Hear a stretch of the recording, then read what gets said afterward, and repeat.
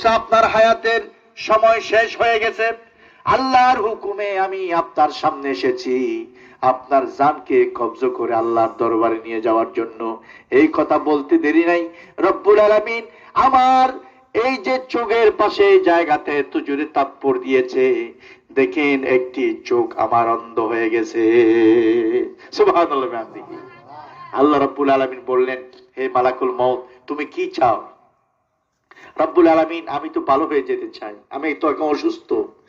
আল্লাহ কি মুহূর্তের ভিতরে ভালো করতে পারবে না? পারবে না? এই শক্তি আল্লাহর আছে কিনা?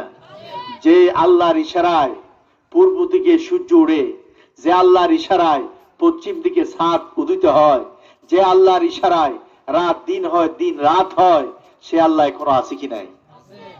সে আল্লাহর ক্ষমতা কতটুকু কোরআন শরীফে আছে।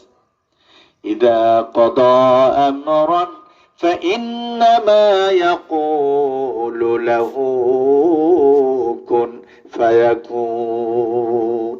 আল্লাহ রাব্বুল আলামিন তিনি কত ক্ষমতার মালিক। যখন তার ভিতরে কোন একটি কিছু সৃষ্টি করার জন্য যদি ইচ্ছা হয়, তিনি শুধু বলবেন কোন হও, সাথে সাথে ফায়াকুন হয়ে যায়। সুবহানাল্লাহ বলবেন না? আচ্ছা আপনারা বলেন তো, এইখানে আমি একেবারে সরল মন নিয়ে আপনাদেরকে একটি প্রশ্ন করব। আপনারা কি বেজার হবেন? কে কে বেজার হবেন হাত তুলেন তো।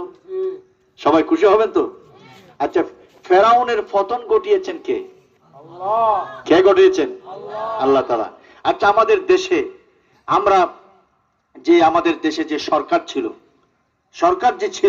এই সরকার তিনি অনেক ক্ষমতার মালিক ছিলেন, ঠিক কিনা? এটা কি কেউ অস্বীকার করতে পারবে? যার কথায় আর্মি বাহিনী চলতো, যার কথায় পুলিশ চলতো, যার কথায় বিসিবি চলতো, যার কথায় যতগুলো বাহিনী বাংলাদেশে ছিল, সকল বাহিনী যাদের নির্দেশে উঠতো আর বসতো, এখন তারা কোথায়? আমরা ফালাইছে এই কথা বলবো না, তাদের হাতে কি এখন ক্ষমতা আছে? যারা ওই দল করত তারাও বলতেছে, কারণ আল্লাহ তাআলা তার এই জুলুম বেশি দিন সহ্য করে নাই, ঠিক কিনা? বেশি দিন সহ্য করে নাই। আমার ভাইরা, আমার বন্ধুগণ, তাহলে বুঝতে হবে আল্লাহর ক্ষমতা কতটুকু। তোমরা এবার বুঝো, ঠিক কিনা? তোমরা এবার বুঝো আল্লাহর ক্ষমতা কতটুকু। ফেরাউন মূসা আলাইহিস সালামকে হত্যা করার জন্য যত ধরনের পরিকল্পনা ছিল, সকল পরিকল্পনা গ্রহণ করার পরেও মূসা আলাইহিস সালামকে কি ফেরাউন হত্যা করতে